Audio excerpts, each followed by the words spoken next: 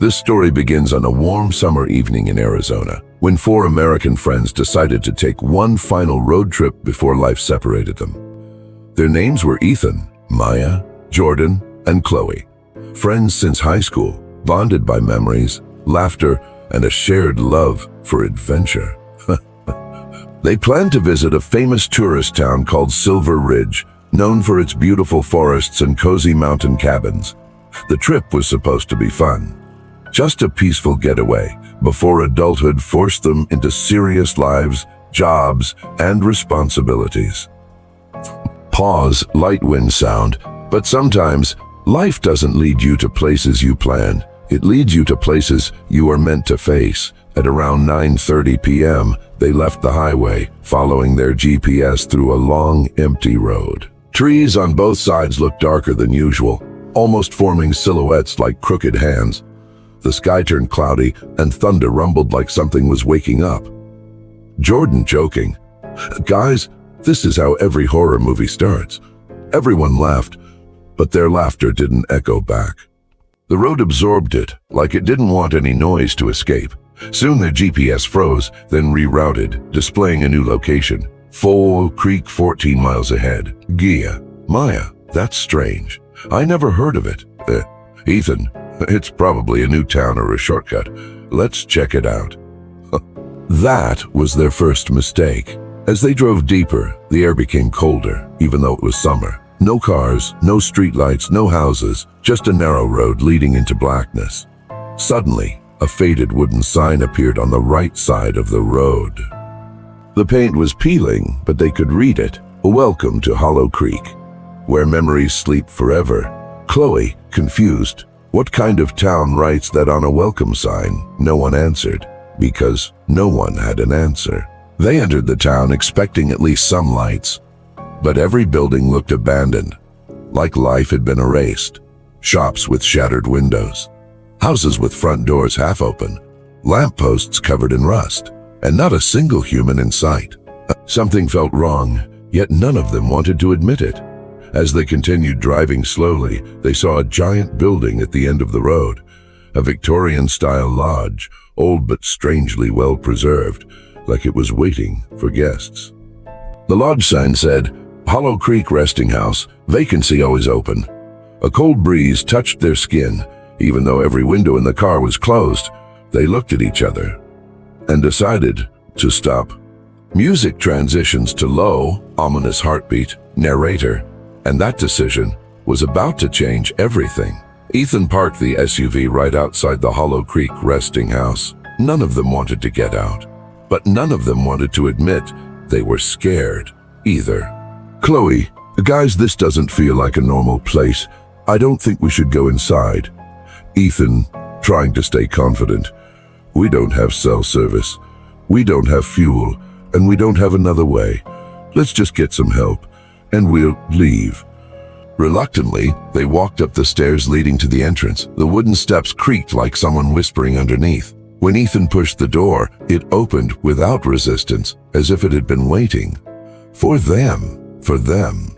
Inside, the atmosphere was dusty, but strangely preserved. Old furniture, velvet curtains, antique clocks, and portraits covering every wall. But what made it even more disturbing, all the paintings were of people staring directly into the viewer's eyes, with expressions that weren't smiling, weren't sad, just watching. Maya, whispering, "Why do these faces feel familiar, like I've seen them somewhere?" No one answered.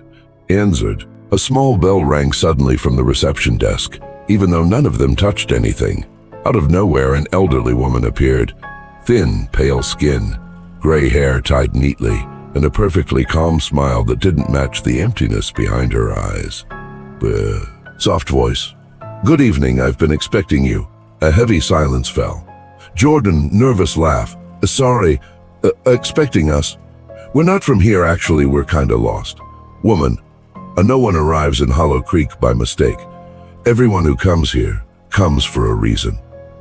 The four friends exchanged confused looks. Ethan, "We just need directions to Silver Ridge, maybe a phone or a gas station." The woman's smile didn't move. "Woman, you'll find everything you need here. But first, You must sign the guest registry. She gently turned a giant, old guest book toward them, but the weird part was, the last entry was dated 1989, and beneath it, 4 empty lines, already pre-written with their names. All 4 stared in disbelief. Chloe, voice shaking. Ethan, our names are already here. Woman, Hollow Creek remembers every soul. Long before their arrival, a chill ran through their bodies.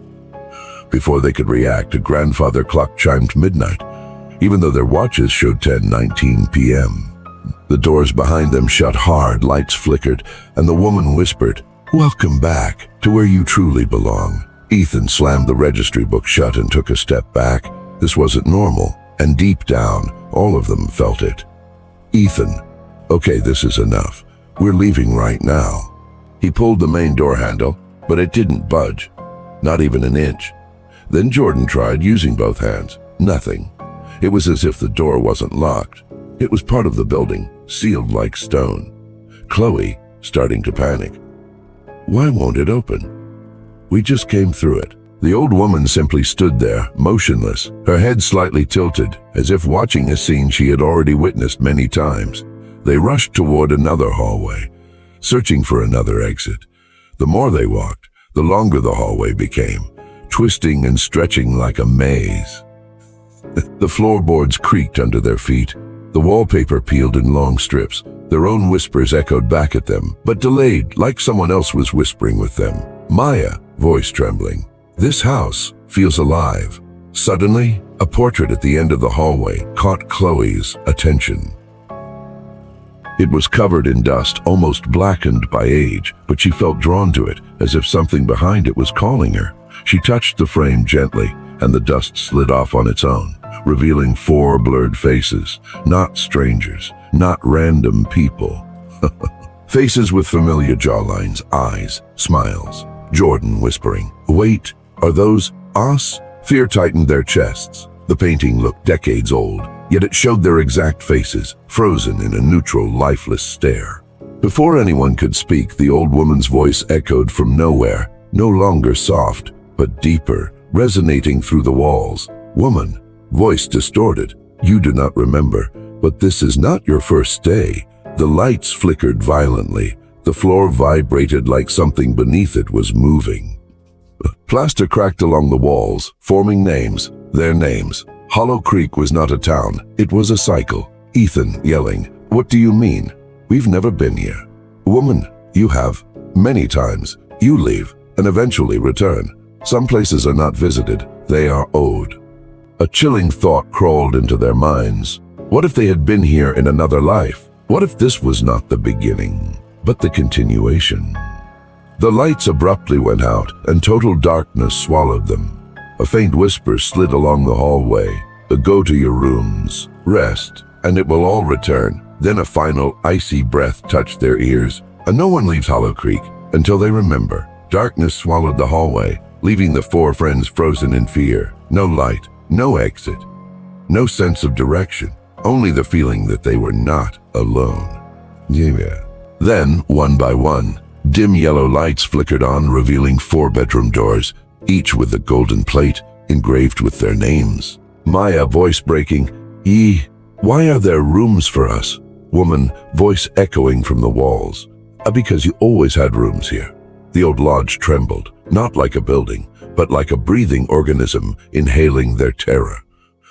The friends refused to separate and instead ran deeper into the lodge, desperate for a staircase, a window, an emergency exit. Anything. But the walls kept shifting. Doorways vanished. Hallways rearranged. The building was not trapping them.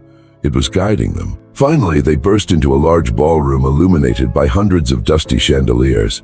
At the center stood a faded, cracked mirror, tall as the ceiling, wrapped with chains, but slowly unlocking itself. The mirror flickered like water, and instead of their reflections, they saw 4 children, little versions of themselves, holding hands, smiling outside the same lodge, decades ago. Chloe, barely breathing. "No, that can't be. That's not real." Woman appearing behind them whispering, "You were born here. You belonged here. You were taken away, but memories never stay buried. The mirror shifted again, revealing the truth. The town had once been filled with families practicing a ritual of eternal belonging. Children promised to the town, souls bound forever. Years ago, during a fire accident, 4 children escaped, forgetting everything as they grew up in different foster homes, never knowing each other's past. And now, they had finally returned. The ballroom doors sealed shut. Ethan, we aren't staying here. We never agreed. Woman, firm, cold, final. You don't agree with destiny. You fulfill it. Her eyes turned pitch black. The chandeliers shattered, glass swirling like a storm. The mirror exploded with white light, sucking the air from the room as the 4 screamed, holding on to each other. But one by one, their hands slipped until the screaming stopped. Silence. When the dust settled, 4 new portraits hung on the wall, faces blank, eyes hollow, under them a plaque read, "Oh, the returned." The building lights dimmed, the front doors slowly unlocked, and the lodge waited for its next guests. Vacancy, always open. If you were lost, confused, and trapped in a place that swore it remembered you, would you fight to escape? Or would you dare to ask what happened before you ever forgot?